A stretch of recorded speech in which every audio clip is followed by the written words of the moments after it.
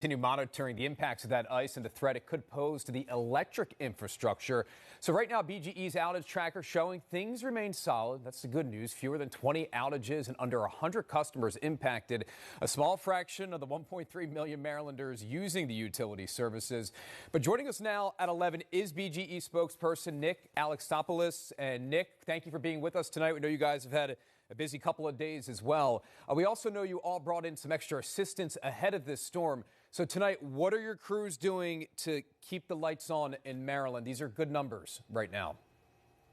Hey, Rick. Yeah, thanks for having me. We did bring in extra crews just in case this type of storm poses a huge threat for outages when you have heavy snow, when you've got ice, when you've got freezing rain. It accumulates on trees and on power lines.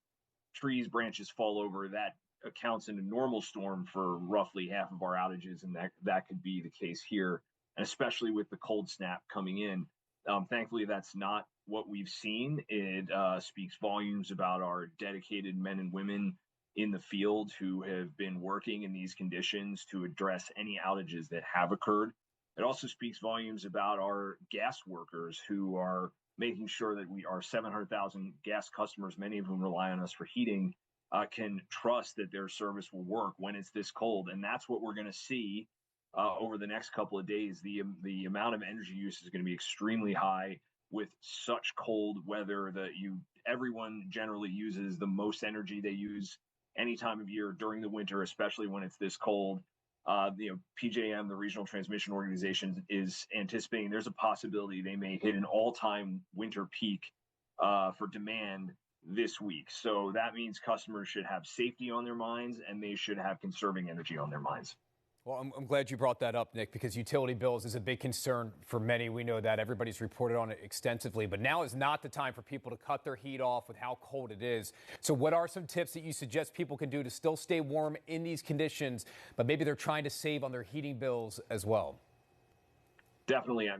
With so many days of such extreme cold, there are little things that you can do to cut your bill a bit, save energy, and help the strain on the grid. Again, BGE's grid is ready and prepared for this type of event. We make investments in the system, the gas and electric system, all year, ongoing, to make sure that it can serve our customers safely and reliably, even when we're in these extreme temperatures.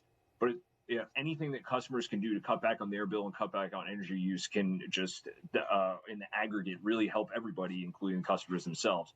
So what can you do? We may have a sunny week, so keep your blinds up, let the sun shine in.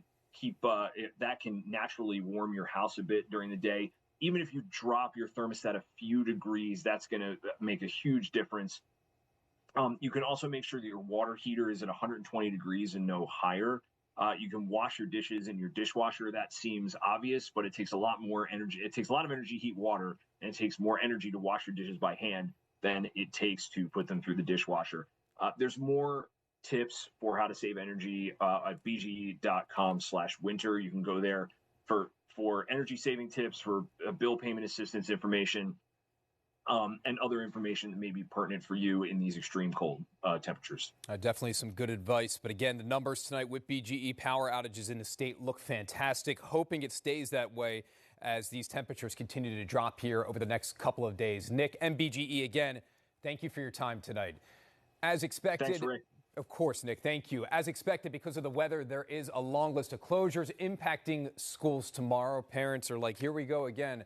All of the major public school districts, though, declaring tomorrow a snow day for a full list of closures. That includes the private schools, colleges as well, even the government offices. Head over to our website, WJZ.com. We also have a list of those closures running on the bottom of your screen.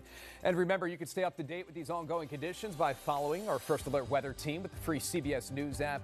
With it, you'll get local weather alerts sent straight to your phone.